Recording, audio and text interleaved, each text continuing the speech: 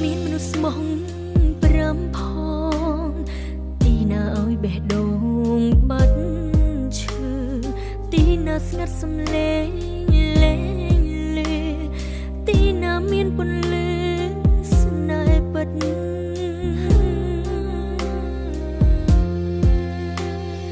មិនអាចខ្វះម្នាក់ណាបានទេហេតុអ្វីសាងស្នេហាតា